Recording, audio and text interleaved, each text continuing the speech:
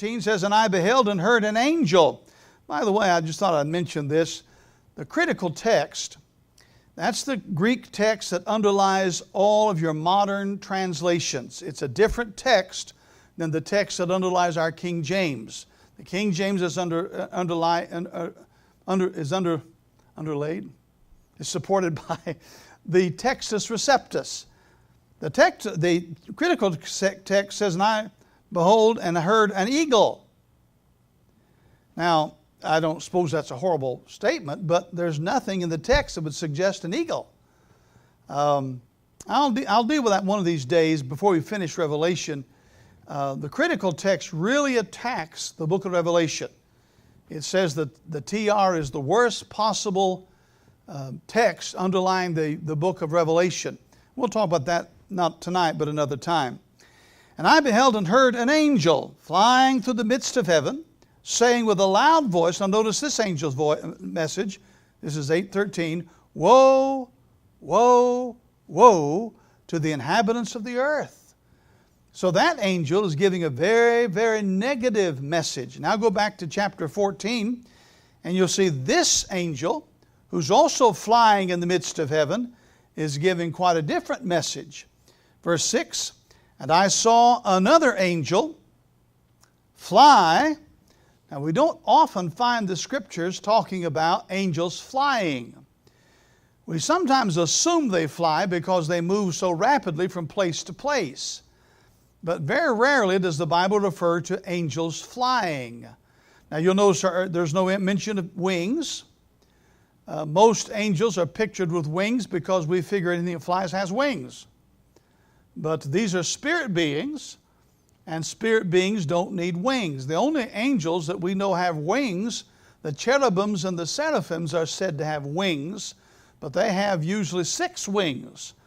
There's no mention of that, and believe it or not, there's no mention of blonde hair or a flowing robe. So anyway, he sees this angel flying in the midst of heaven, probably referring to the cloud heavens. There are 3 heavens, you remember. There's the cloudy heavens where you and I breathe, and angels and birds fly. Then there's the other heavens, the second heavens, where the stars and moon and sun are. Then there's the third heaven where God dwells. But this is probably referring to the first heaven. "Having the everlasting gospel." Now, the word gospel here is the Greek word euangelion. You've probably heard that word. Our word evangel or evangelist comes from that word. It literally means to speak well or good news. That's why we translate it that way. The word everlasting is the word aionion, which means timeless. It doesn't mean something that goes on forever. The word everlasting doesn't always have a reference to time, but to a quality. In fact, I think that sometimes we misunderstand when we believe on Christ we get everlasting life. We think that means life that won't end. Well, unsaved people have a life that won't end. Everlasting life refers to a quality of life. If you were to say, what kind of life does God have? What's His life?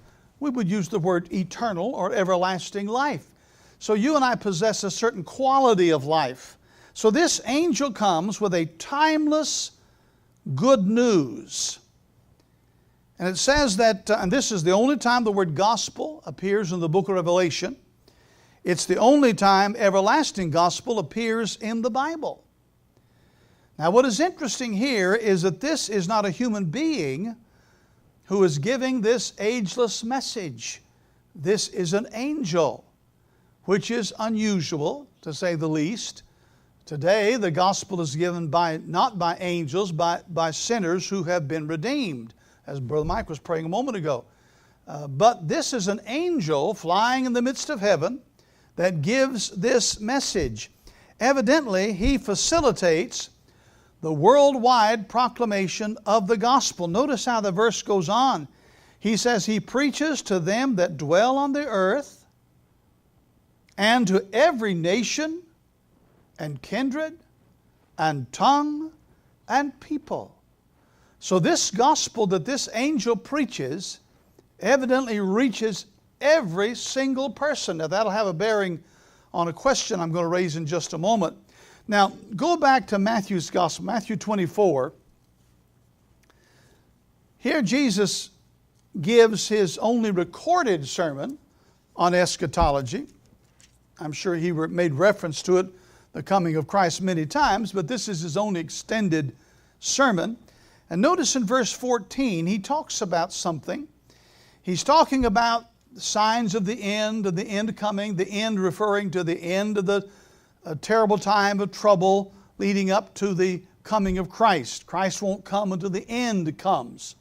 But notice he says in verse 13, verse 13, first of all, but he that shall endure unto the end, the same shall be. Don't think of the word saved here as born again.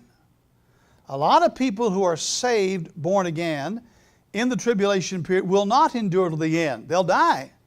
This is referring to those who endure and are delivered out from death. That's what he's talking about.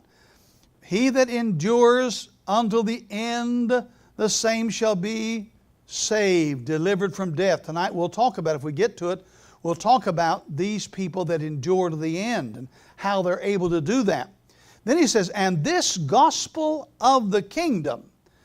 Now in Matthew's gospel, you remember I've taught you this, Matthew is the only gospel that speaks about the kingdom of heaven.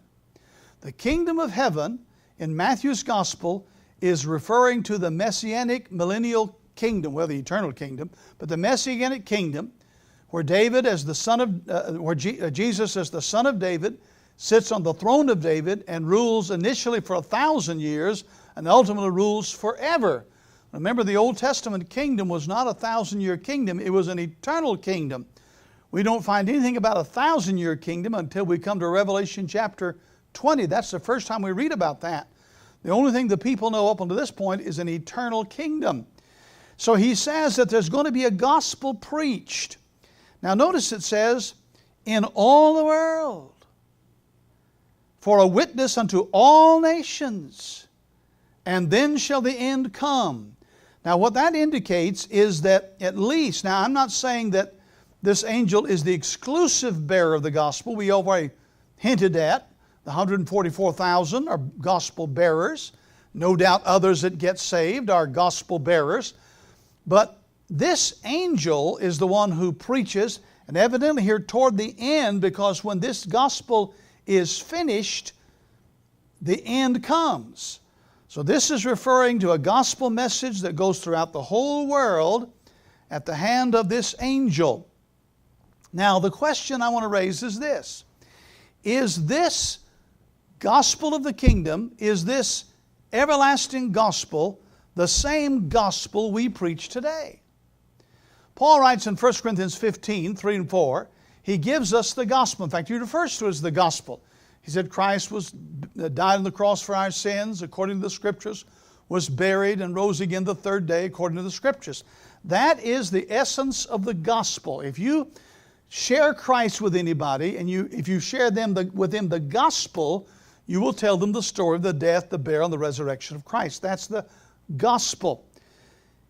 In Romans 1:16, Paul said, I'm not ashamed of the gospel of Christ, for it's the power of God unto salvation to everyone that believeth, to the Jew first and also to the Greek. Now, is this everlasting gospel and this gospel of the kingdom identical to what we preach in this New Testament age? A couple of things to bear in mind. Number one, it's certain that people that are saved during the tribulation are saved by faith in the work of Christ.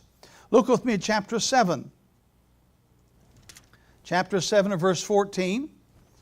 You remember from our study, this is referring to those innumerable numbers of people that were saved during the second half of the tribulation. Not that there are not people saved in the first half, but this is focusing on the second half.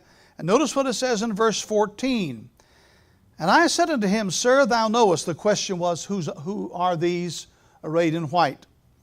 And he said unto me, These are they which came out of great tribulation. That's a technical term for the second half of the tribulation. Notice it says, and have washed their robes. This is 7:14. And have washed their robes and made them white in the blood of the Lamb. Now what's that talking about? Well, that's obviously talking about the death, burial, and resurrection of Christ. Look over at chapter 12. Chapter 12 and verse 11. Here he's talking about the brethren who are saved during the tribulation. It says, and they, that is these brethren who are going to, some of them going to be martyred, and they overcame him by the blood of the Lamb. So there is obviously no hesitance about saying that the gospel of the kingdom and the everlasting gospel certainly includes the gospel that you and I preach. Now, when you're witnessing to somebody and you give them the gospel, you may or may not mention the coming of Christ. I don't know, maybe a dozen times, if that many, when I've been witnessing to a lost person, have I talked to him about the coming of Christ. I may have done it, but it probably would be incidental to a question he's raised or something. It's not necessarily an integral part of the gospel today. But I'm convinced that during the tribulation period, it will now climb to an official part of the gospel. The gospel will include not only the death, burial, and resurrection of Christ, but the coming of Christ in 7 years or 6 years or 4 years or whatever. Now, but look particularly at verse 7, back to Revelation 14. Here's what the gospel includes. Here's a summary of his gospel message. Number 1, he said, saying with a loud voice. I'm going to mention this later on again if I don't forget it. But you notice how many times I've called attention to a loud voice? I listened to a recording that I got downline, free app I got off the telephone.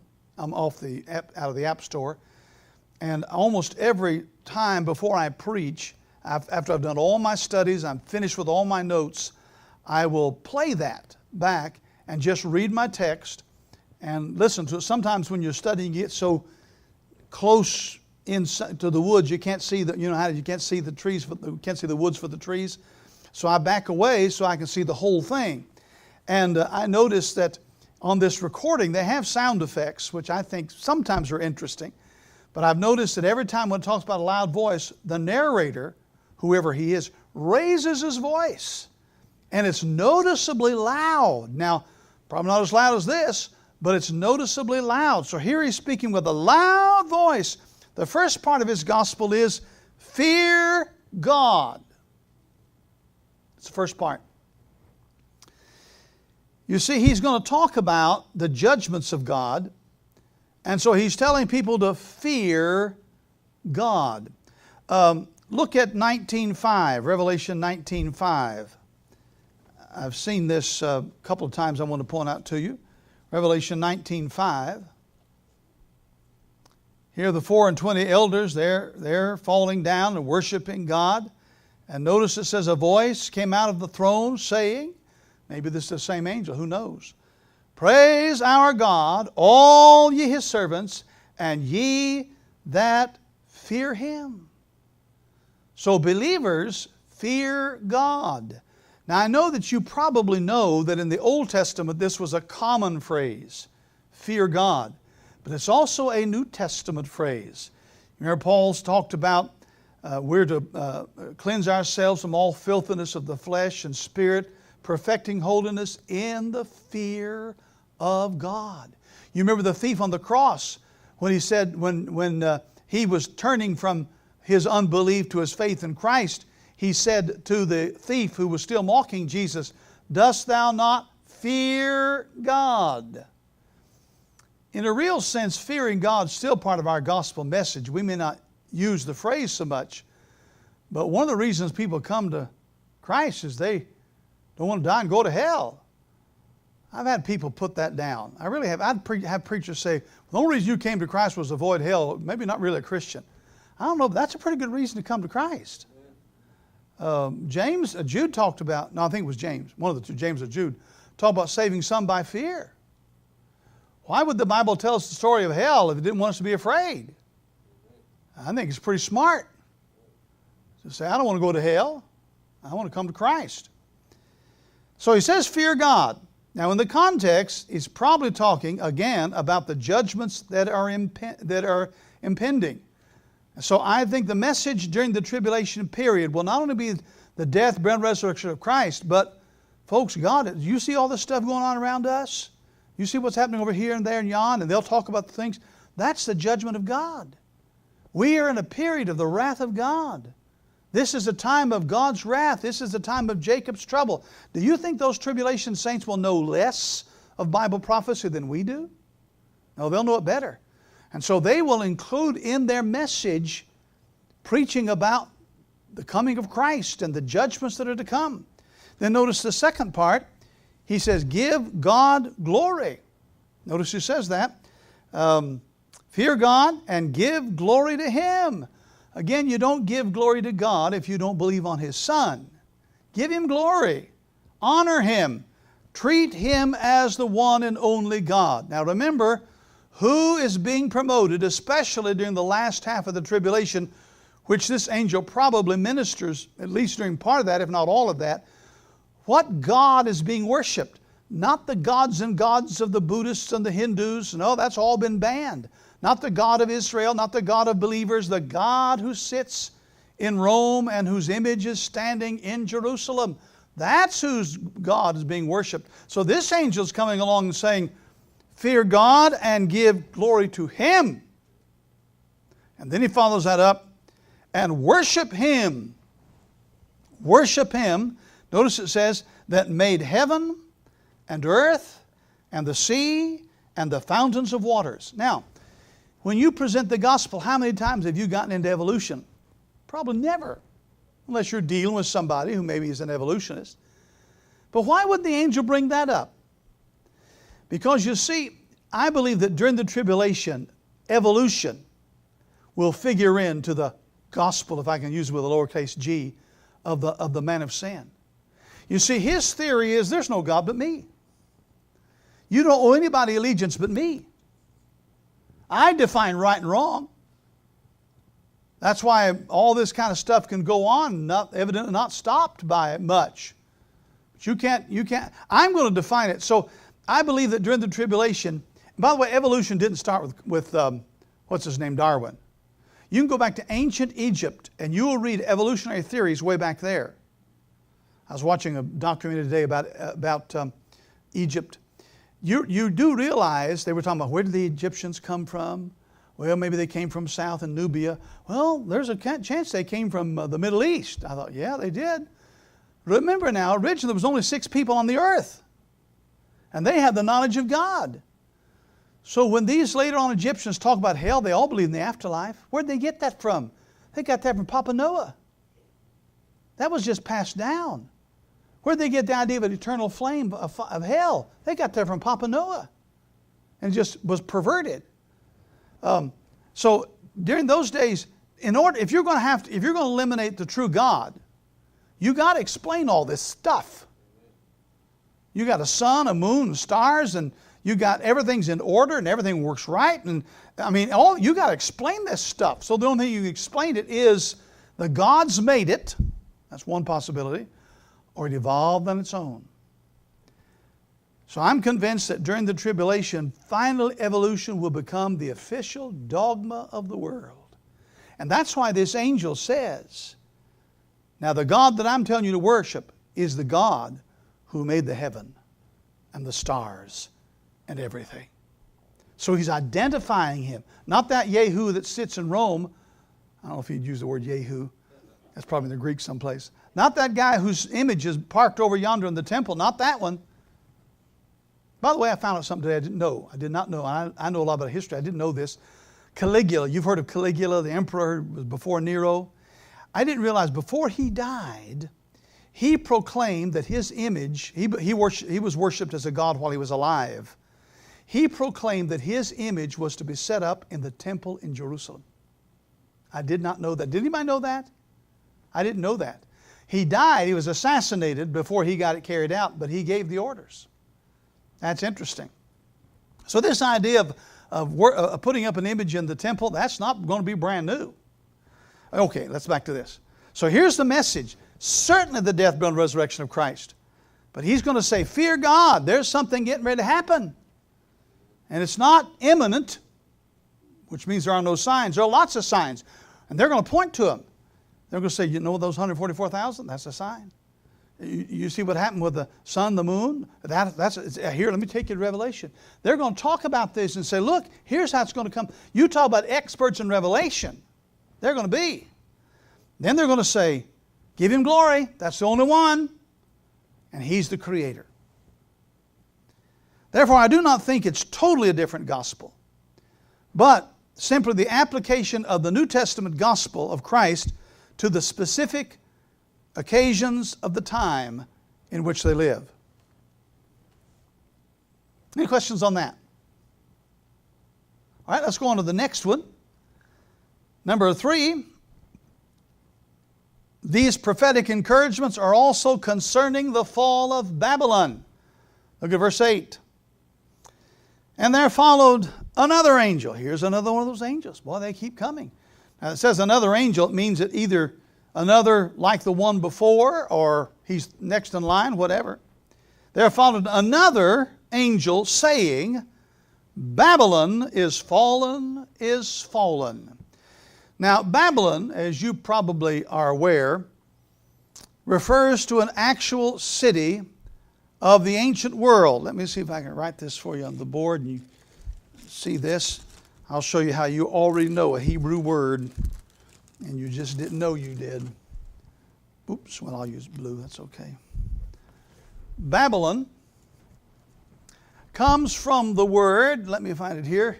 Here's the word, that's a B. That's a hard B. There's the A. And then here's another B. That's a soft B. There's another vowel. That's Babel. We pronounce it Babel or Babel. It's the same word. That's I have to write it like we speak. Babel. You remember when God confused the languages at the Tower of Babel? He called them Babel. This is the word that also is translated confused. So the name Babylon, which you add the, Babylon, this is a pun off of this word, which means confused. Now Babylon, as you know, was a real city. It actually existed in ancient times. Isaiah chapter 2, verse 21 rather, look at chapter 21 and you'll see this similar phrase way back in the writings of Isaiah. Isaiah chapter 21. So the word Babel means confused, confusion of the language. We even use that today. Don't babble on. Have you ever heard that? Babel, space, on. Sounds like Babylon, but don't babble on. You're just babbling. It comes from this word, confused. So chapter 21, Isaiah 21, and look at verse 9. Isaiah 21, verse 9. And behold, here cometh a chariot of men with a couple of horsemen, and he answered and said, Babylon is fallen, is fallen. Isn't that interesting? Whenever God repeats himself, it's always fascinating. When he says something one time, it's fascinating. He says it twice, it's really fascinating. So that phrase goes way back to the ancient days. Now, Babylon means, I think I told you, means comes from the word confused. The word Babylon means gate of God.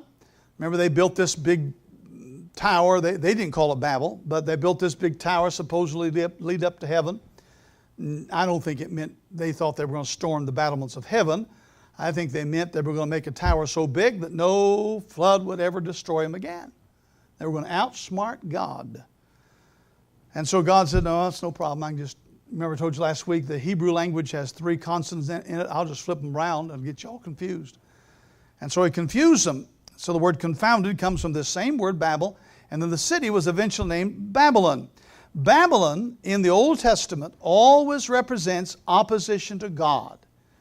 It's a city that was literally a city, but it also was a city that the city itself represented rebellion against the Lord. Now, after the city of Babylon fell, it never achieved any kind of greatness again. You remember back in the days of Saddam Hussein, he talked about rebuilding Babylon. Did he ever get that done? I don't think so. Where's he? He's dead. Babylon became, in the New Testament, like a code word used among Christians for Rome. Let me show you what I believe to be an example of that. Look at 1 Peter chapter 5. 1 Peter chapter 5. Now this is one of those things I wouldn't go to my grave for, but I think it's a reasonable supposition, especially in light of its use in the book of Revelation. Babylon becomes a symbol no longer for the ancient city of Babylon, but becomes a symbol for the city of Rome. Now, Rome was the imperial capital in the days of the first century. Notice what Peter says in 1 Peter chapter 3. The church that is at Babylon, elected together with you, saluteth you, and so doth Marcus, my son, probably referring to John Mark. The church that is at Babylon. Now, Dr. Wearsby, I didn't know this till last Wednesday night, by the way. Brother Wearsby went to heaven earlier this month. Did you all know that? I didn't know that. I profited greatly from his teachings. He wasn't always exactly where I wished he'd be in his camp and associations, but boy, his writings sure were good stuff. Here's something he said regarding the passage in Peter. There is no evidence, either from church history or tradition, that Peter ministered in ancient Babylon, which at that time did have a large community of Jews. So there are a lot of Jews there, but there's no record in history or in tradition. Now you would think if a man of Peter's stature went to this ancient city, there'd be some record, but it doesn't exist anywhere. There is another town, Wearsby says, called Babylon in Egypt, but we have no proof that Peter ever visited it. Babylon is probably another name for the city of Rome. And we do have reason to believe that Peter ministered in Rome and was probably martyred there, although he did not found the church in Rome nor serve as its first bishop. So almost, I wouldn't say universally, but certainly almost universally among conservative Bible teachers is the belief that Babylon here is referring, in fact, to Rome. And then when John writes this, even though it comes from the lips of an angel, that it's probably referring not to the ancient city, which even by the first century was defunct and never has been funked. If something defunct is as opposite funked. Never been much since then. So I believe he's referring to Rome. Now, in chapter 17 and chapter 18 of Revelation, he will talk about the fall of Babylon again. Now, we'll wait and study those later, but just to give you a heads up, in chapter 17, we're going to study the fall of religious Babylon. I believe that during the first half of the tribulation, Christianity will utterly apostatize, and that Roman Catholicism will become the worldwide religion of Christianity. And Roman Catholicism is centered in Rome and always has been. It's the Roman Catholic Church.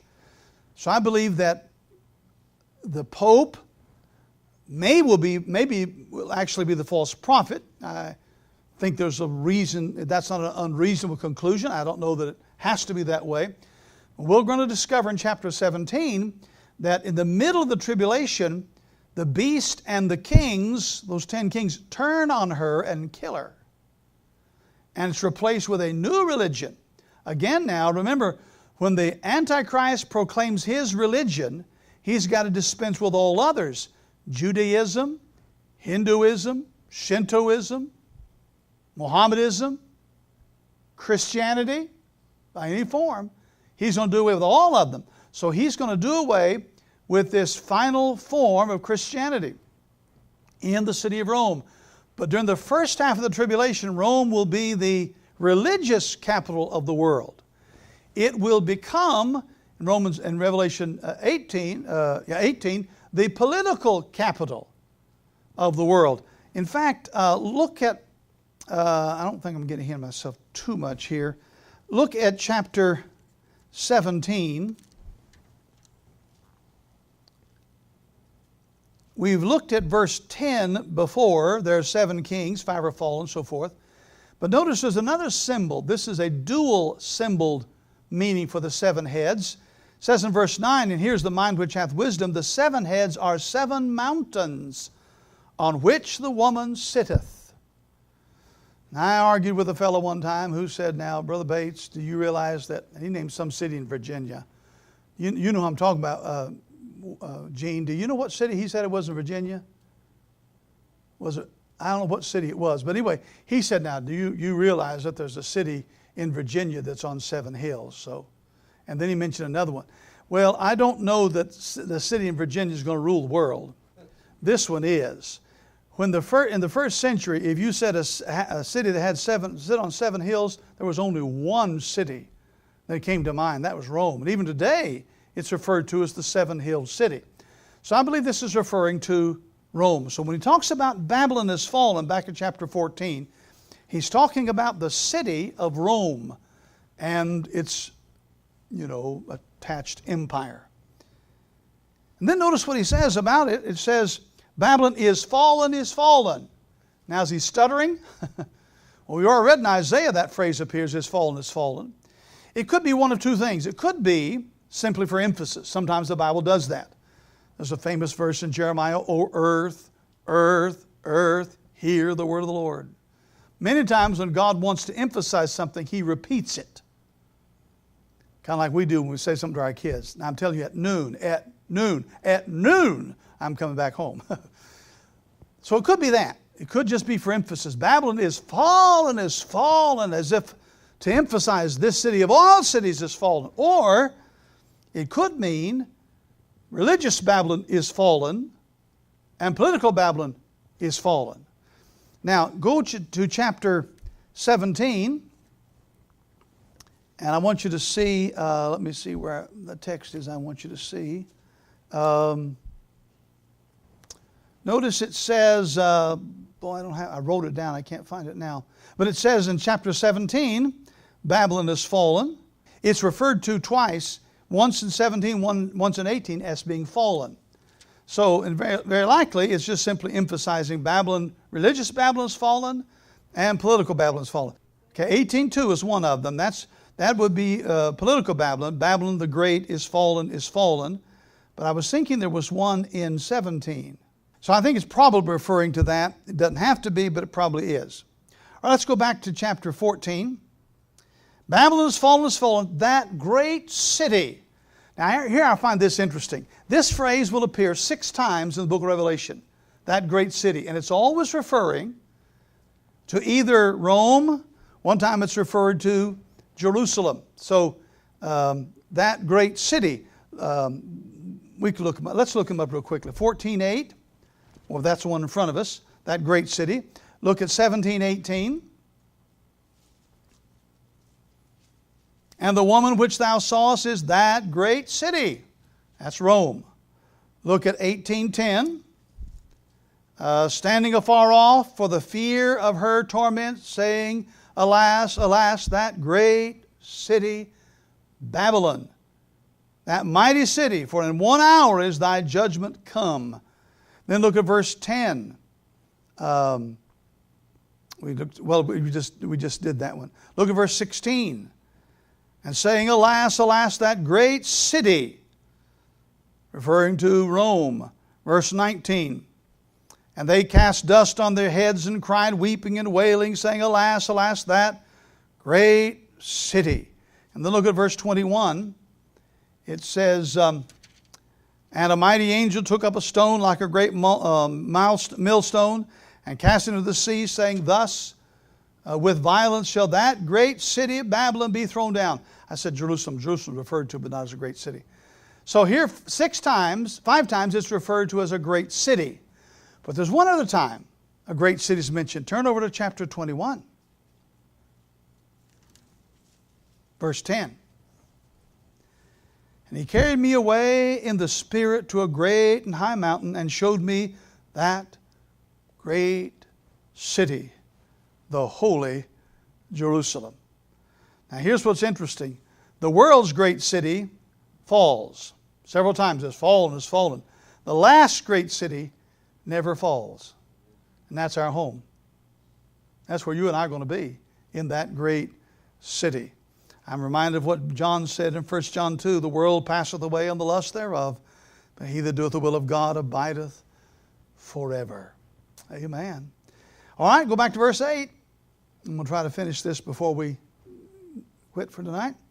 Babylon is fallen, that great city, because she made all nations drink of the wine of the wrath of her fornication. This statement is made of the great whore, religious Babylon, in chapter 17, verse 2, and it's also said about political Babylon, chapter 18, verse 3, that this city makes them drink of the wine of her fornication. Now, the wrath of God in the Bible, particularly in Revelation, is frequently referred to in terms of a wine press. And I've described the wine press to you before. It's a great vat. People would climb into the wine press and crush the grapes that were placed in there with their feet, and out of it would flow the juice that they'd make the wine. So the wrath of God is often referred to as a wine press, and it's sometimes referred to as a cup of wine filled. It's a graphic picture of God's crushing judgment. In fact, look at chapter 14 that we're in. Drop down to verse 20. He uses the same metaphor. And the winepress was trodden. Now, who trods it? The Lord does. In fact, when we get to this passage later on, in chapter 20, we'll see how the Lord's garments are actually stained by the blood. He's the only one. You and I aren't going to go into this wine press. I'm not a judge. I can't judge people. But He's going to go in all by Himself.